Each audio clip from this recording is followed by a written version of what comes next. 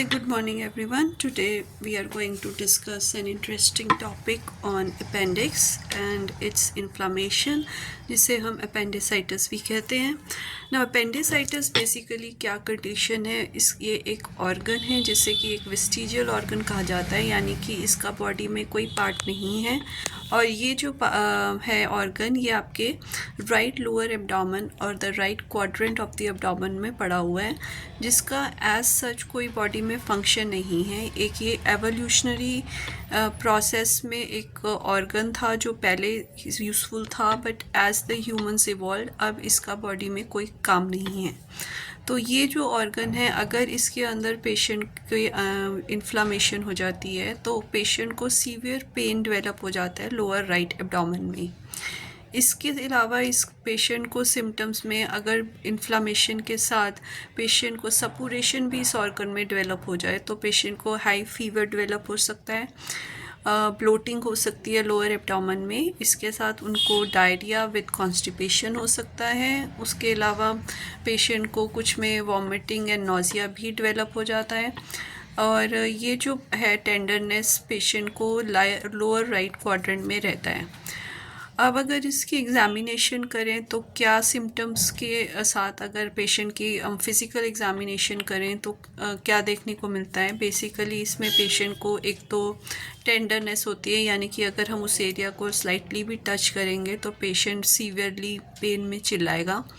दूसरी बात, इसमें रीबाउंड टेंडरनेस रहती है, यानी कि अगर हम इसको हार्ट प्रेशर से एक पर्टिकुलर पॉइंट को प्रेस करें तो पेशेंट को सीवियर पेन डेवलप होगा. थर्डली, इसमें रिजिडिटी डेवलप हो जाती है, यानी कि बहुत ज़्यादा हार्डनेस उस एरिया में रहती है पेशेंट को. रिजिडिटी के साथ इस पेशेंट को पेन एंड गार्डिंग के सिम्टम्स भी डेवलप हो जाते हैं. नाउ अब अगर हम इसकी डायग्नोसिस के अब कंफर्म हो जाती है then we send the patient to ultrasound. और अगर अल्ट्रासाउंड में पेशेंट का कंफर्म हो जाता है कि उसको स्वेलिंग है इस ऑर्गन में, इसमें इन्फ्लामेशन है, देन बेसिकली पेशेंट को पेन के साथ सीवियर पेन के साथ हमें इमीडिएटली सर्जरी के लिए भेजना पड़ता है. अगर हम सर्जरी को पेशेंट को सर्जरी के लिए सेंड करते हैं देन उसमें पेशेंट को ये इंट्रावीनस नॉर्मल सेलाइन दिया जाता है उस सर्जरी से पहले. उसकी इन्फेक्शन को कंट्रोल करने के लिए एंटीबायोटिक्स दिए जाते हैं. पेशेंट को एक दिन या कुछ घंटे पहले nothing is given by mouth so that to avoid vomiting and अगर पेशेंट को हो रही है तो ताकि वो सबसाइड हो जाए. डायरिया और कॉन्स्टिपेशन के लिए उसको स्टॉप करने के लिए भी मेडिसिन साथ में इंट्रावीनसली प्रोवाइड की जाती हैं. Once the inflammation gets under control, then the patient is sent for surgery to remove this organ. अगर हम होम्योपैथी में इसकी ट्रीटमेंट की बात करें तो इसके अंदर अगर तो पेशेंट को कोई भी सीवियर सिम्टम्स नहीं हैं और अभी पेन कंफर्म्ड हुआ है कि पेशेंट को अपेंडिसाइटिस है, then we can give homeopathic medicines to manage the acute pain. इसके लिए मेडिसिन्स जैसे कि कोलोसिंथ, कैमोमिला, बेलाडोना और कई तरह की अदर मेडिसिन्स हैं जो कि सिम्टम्स के बेस पे प्रोवाइड की जा सकती हैं so the patient gets relief before going to the surgery.